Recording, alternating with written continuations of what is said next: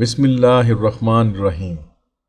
مارکہ غزوہ احد پارٹ 3 وسیل الملائکہ۔ ناظرین کرام، ابو عامر کا تذکرہ پہلے گزر چکا ہے۔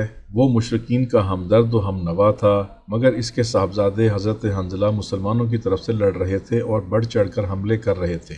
انہوں نے سرکار دو عالم صلی اللہ علیہ وسلم سے اپنے باپ کا مقابلہ کرنے کی بھی اجازت مانگی تھی، مگر آپ کی شان رحمت نے گوارا نہ کیا کہ بیٹا باپ پر ہاتھ اٹھائے، اس لیے آپ نے منع کر دیا۔ اچانک مشرکین کا سپہ سالار ابو سفیان حضرت حنظلہ کی زد میں آ گیا۔ حضرت حنظلہ نے اس پر زوردار حملہ کیا، قریب تھا کہ اس کا کام تمام ہو جاتا۔ ناگاہ ایک پہلو سے شداد جھپٹ پڑا اور حنظلہ کو شہید کر دیا۔ شہادت کے بعد حضرت حنظلہ کے غسل کا واقعہ انتہائی روح پرور ہے۔ اس واقعے کو تاریخ اسلام میں غسیل الملائکہ کے نام سے یاد کیا جاتا ہے، اور اس کی وجہ مورخین نے یہ بیان کی ہے کہ جنگ کے خاتمے کے بعد جب شہداء کی لاشیں تدفین کے لیے اکٹھی کی جا رہی تھیں تو ان میں حضرت حنظلہ کی لاش موجود نہ تھی۔ سب حیران تھے کہ آخر حنظلہ کی لاش کہاں غائب ہو گئی ہے۔ اسی دوران سرکار دو عالم صلی اللہ علیہ وسلم نے آسمان کی جانب نگاہ اٹھائی تو دیکھا آسمان اور زمین کے درمیان ملائکہ چاندی کے برتن لیے حنظلہ کو غسل دے رہے ہیں۔ آپ صلی اللہ علیہ وسلم نے یہ بات صحابہ کرام کو بتائی تو سب کو تعجب ہوا کہ حنظلہ کو اتنا بڑا مرتبہ کس عمل کے صلے میں ملا ہے۔ چنانچہ واپسی پر تحقیق کی گئی تو پتہ چلا کہ لڑائی سے صرف ایک دن پہلے حنظلہ کی شادی ہوئی تھی۔ شب باشی کے بعد غسل سے پہلے ہی اس جوان رانوں کو پتہ چل گیا کہ آج کوہ احد کے دامن میں عشق و وفا کی امتحان گاہ سجی ہے۔ شوق شہادت میں غالباً نہانے کا خیال ہی نہ رہا اور اسی حالت میں میدان کارزار کی طرف دوڑ پڑا اور شہید ہو کر من کی مراد پا گیا۔ کیونکہ شہادت سے پہلے غسل نہیں کر سکا تھا، اس لیے ملائکہ نے اسے فضا کی پہنائیوں میں نہلا کر ایک انوکھے اعزاز سے نواز دیا اور اس کا لقب غسیل الملائکہ یعنی ملائکہ کا نہلایا ہوا پڑ گیا۔ فتح لیکن اگرچہ اکا دکا مسلمان بھی شہید ہو رہے تھے، مگر مشرکین کے تو اتنے سورما مارے جا چکے تھے کہ اب مشرکین پر رفتہ رفتہ دہشت چھاتی جا رہی تھی۔ آخر اہل ایمان کے صف شکن حملوں کا اثر ظاہر ہوا۔ مردان وفا کیش کی جاں نثاریاں اور جاں بازیاں رنگ لائیں اور کارکنائے قضاء و قدر نے مسکرا کر فتح کے دروازے کھول دیے۔ مشرکین کی صفوں میں بھگدڑ مچ گئی۔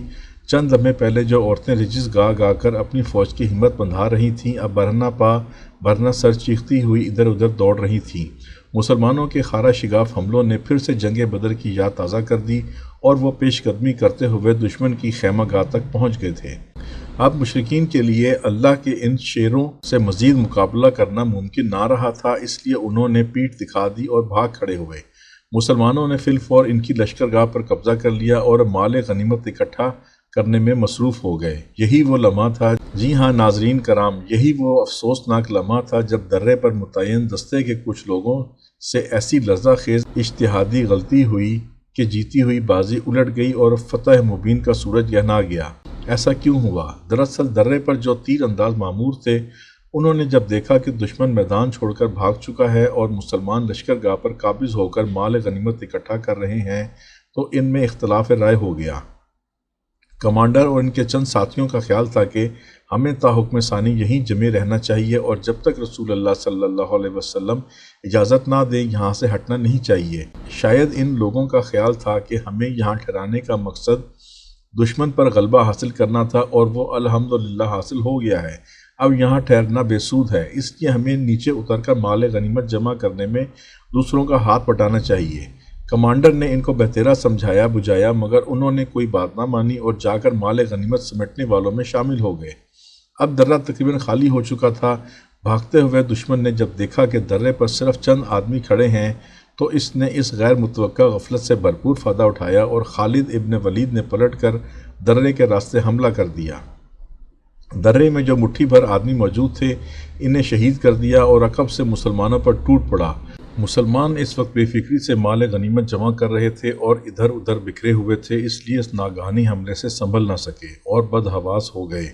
جو شخص جہاں کھڑا تھا گر کر رہ گیا، ایک کو دوسرے کی خبر نہ تھی، لشکر کو سالار کا پتہ نہ تھا، ہر شخص انفرادی طور پر لڑ رہا تھا، آہن و فولاد آپس میں ٹکرا رہا تھا، مگر ترتیب باقی نہ رہنے کی وجہ سے کسی کو یہ علم نہیں ہوتا تھا کہ میری تلوار جس کا خون چاٹ رہی ہے اور میرا نیزہ جس کا سینہ چھید رہا ہے وہ دوست ہے یا دشمن، اپنا ہے یا پرایا۔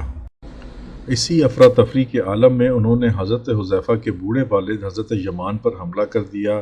آخری لمحوں میں حضرت حذیفہ نے پہچان لیا اور چلائے، میرے والد ہیں، میرے والد ہیں، مگر اس وقت تک تلواریں اپنا کام کر چکی تھیں اور حضرت یمان جاں بحق ہو چکے تھے۔ غرض یہ کہ عجب انتشار کا عالم تھا، ترتیب معدوم تھی، اجتماعیت مفقود تھی، شرازہ بکھرا ہوا تھا اور ہر فرد دشمنوں کے نرغے میں گھرا ہوا تھا۔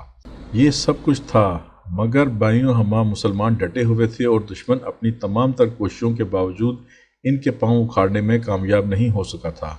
عجیب سر بکف اور کفن بردوش لوگ تھے، کٹ جاتے تھے، مر جاتے تھے، مگر پیچھے ہٹنے کا نام نہیں لیتے تھے۔ مگر پھر ایک ایسی جگر خراش اور دل سوز صدا ان کے کانوں میں پڑی کہ دل ڈوبنے لگا اور سارے ولولے مان پڑ گئے۔ ہاں، یہ صدا تھی ہی ایسی جانکا اور روح فرسا، آگاہ ہو جاؤ محمد مارا جا چکا ہے، آگاہ ہو جاؤ محمد مارا جا چکا ہے۔ یہ ندا کس کی تھی؟ بعض مورخین کہتے ہیں کہ ایک شیطان نے انسانی صورت میں نمودار ہو کر یہ اعلان کیا تھا۔